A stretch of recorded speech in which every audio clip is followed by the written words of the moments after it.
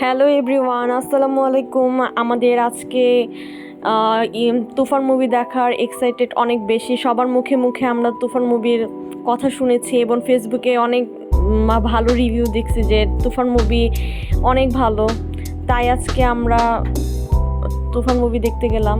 অনলাইনে আগে থেকে টিকিট কেটে রেখেছি, তাই আমরা টিকিট সংগ্রহ করার জন্য লাইনে দাঁড়িয়েছিলাম। এই তো আমি এখন হাঁটতে হাঁটতে উপরে যাচ্ছি। আর সনিতে আমাদের মিরপুরের কাছে, তো এর জন্য আমরা সনিতে আমরা সাজেস্ট করলাম যে বসুন্ধরা তো অনেকবার আমরা ছবি দেখতে গিয়েছি, এবার হয়তো সনিতেই যাব, যে ভালো হবে সব কিছু। স্ক্রিনটাও অনেক সুন্দর, ছবিটা অনেক ভালো হয়েছিল। অনেক 3 ঘন্টা ছবি দেখবো, কিছু তো না খেলে হয় না। তাই পপকর্ন, ড্রিঙ্কস, তারপর নিয়ে নিলাম আমরা, কারণ এত টাইম মুভি দেখবো, কিছু তো খাইতে হবে, আমাদের টাইম পাস তো করতে হবে মুভি দেখে দেখে আর খাইতে খাইতে। তারপর সামনে দেখি সব ছবি শেষ হয়ে গেছে, দেখি রায়হান রাফি ভাইয়ের সামনে। আমরা তো অনেক এক্সাইটেড, কারণ ছবিটা এত সুন্দর হয়েছে, মানুষ আসলে না দেখলে বুঝবে না ছবিটা এত সুন্দর।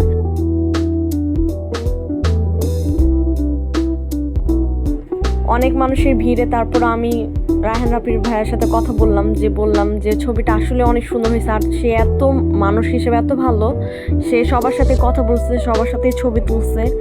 আমি পার্সোনালি সাজেস্ট করবো মানুষকে ছবি দেখার জন্য। আসলে বাংলাদেশে এমন একটা মুভি আসবে কল্পনাও করতে পারিনি।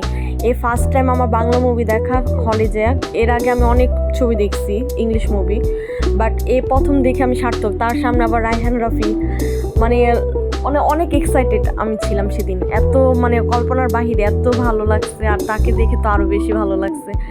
ভাইয়া বলতেছিল যে ফ্যামিলি সবাইকে নিয়ে যেন আবার ছবিটা দেখে সবাই।